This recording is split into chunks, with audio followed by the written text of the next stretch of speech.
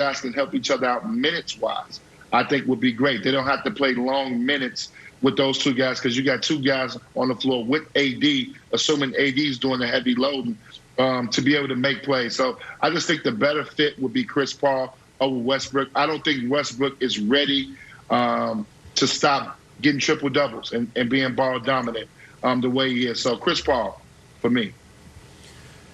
Yeah, Twan, this isn't even close for me. It's Chris Paul, and that's with all due respect to Russell Westbrook, who I love, but his game just would not fit with LeBron's. LeBron only likes to kind of give up control of the ball to a guy that he feels is a smart decision maker, and Russ just isn't really that. I mean, Russ isn't going to make the wisest decisions with the basketball, so I could see that being a problem if he were playing there with LeBron. We know he doesn't really shoot the jumper that well, and Russ is better playing really up-tempo. Even if he's in the half court, he's just playing fast, whereas LeBron likes to play a slower, more deliberate game. So I don't see that as a match at all. Chris, I see as a match. Now, I'd like to see him go back to Phoenix. I think he will go back to Phoenix, but I'm warming to the idea of him playing with the Lakers. Obviously, that's a big three to match up with Brooklyn's big three, and Milwaukee will still be around.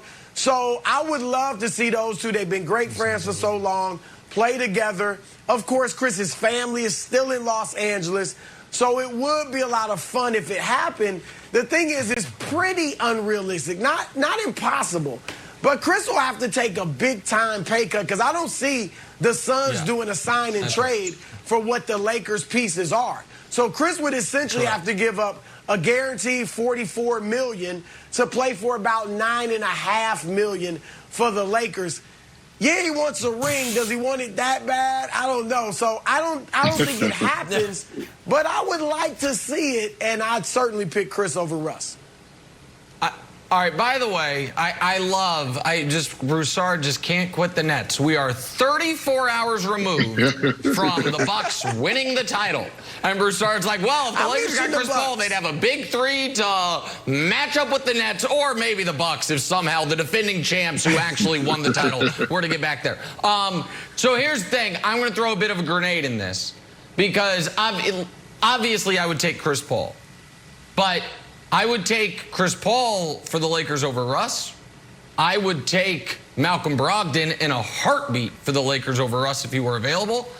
I would take Mike Conley. I would take Kyle Lowry.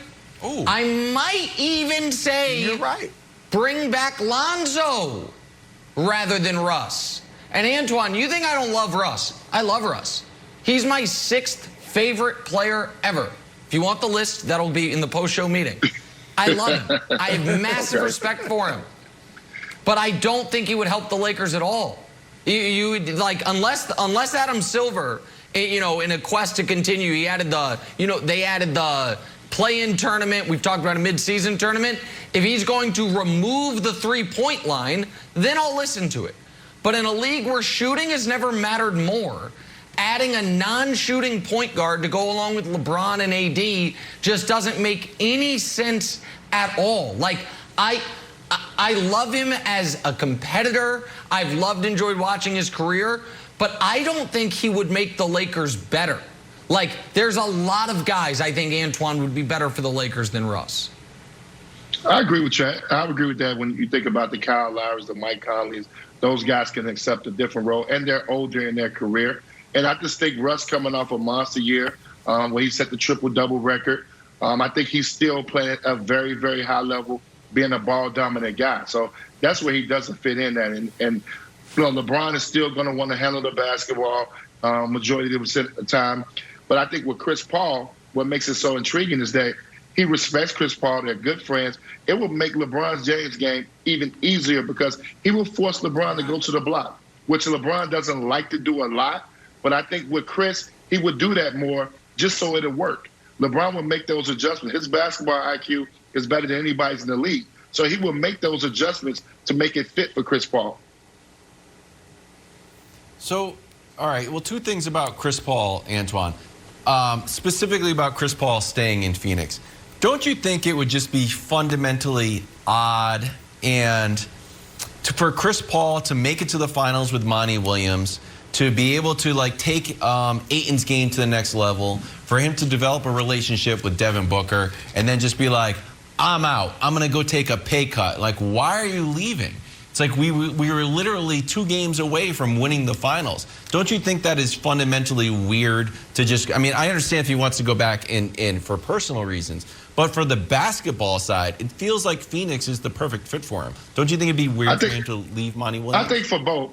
I think for both it wouldn't be a good. I mean, it would be a bad decision for him to leave.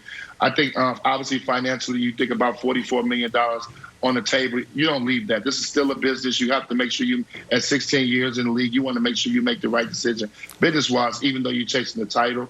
I think for this team, I just think Chris has 16 years. I think he wore down a little bit in the playoffs. I don't think he's at 35 minutes a night anymore. So he's going to have to take a little bit of a pay cut so they're able either to keep Cameron Payne or to go after another guard so you can shorten his minutes a little bit. But I think he should come back and give it another run with his team. They're young, but also we always talk about the one thing about we always talk about guys got to go somewhere else and play.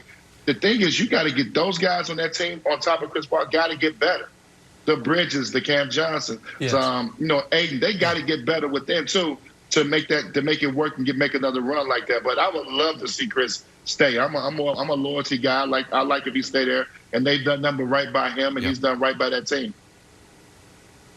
Listen, I think he probably will stay also, Wildes, but if the money is so overwhelming, I think it'll trump it. And he's going to have the relationship with Monty Williams no matter what. Let me just ask you this quickly, Wildes. Do you think Chris Paul believes that next year the Phoenix Suns, with Devin Booker and DeAndre Ayton in that supporting cast, with him on it, would give him a better chance to be back in the finals than the Lakers with him on it, with LeBron James, Anthony Davis? Like, that's if his most... No. I won't judge him no matter what he does. But if when he went home, he was like, the only thing I care about is getting back to these finals and playing a big role, then to me the decision is very, very easy if money is not a factor. But I can't imagine money's not a factor. Yeah, I totally hear you, but I think Chris Paul perhaps has more confidence in his game and the Suns than maybe the outside media does. My issue, Broussard, is this, and it's probably unfair, but I'm going to say it anyways. If you team up with LeBron and get a ring, that's LeBron's ring. I mean, you get a physical ring, but like Dwight Howard's a champion. I'm happy for Dwight. But that's LeBron's ring. It's not like it's almost a different ring. Maybe they should give you a different ring. You can get it. Giannis has got the big ring, and then if you win LeBron, you get just a smaller. It's a silver ring. It's still very beautiful. So it would be kind of weird, I think, if Chris Paul finally gets his ring and it's like, yes, I did it the way Karl Malone wanted to do it when he joined the Lakers. It just seems odd to me. Wildes, I'm totally with you, and I was about to go there before I heard you say it.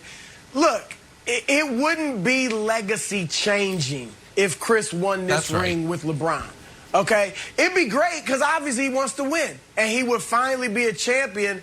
And even though Nick and I have him in our top 5s regardless, a lot of people don't. This would not, in many people's eyes, those who don't already have him ahead of John Stockton and Jason Kidd and maybe even Steve Nash and Walt Frazier and a few others, this winning a ring with LeBron wouldn't make them say, oh, Chris got a ring, Stockton didn't. This would be more akin to the Jason Kidd ring that he won in Dallas, the Gary Payton ring that he won in Miami. Those don't change their legacies because they were role players.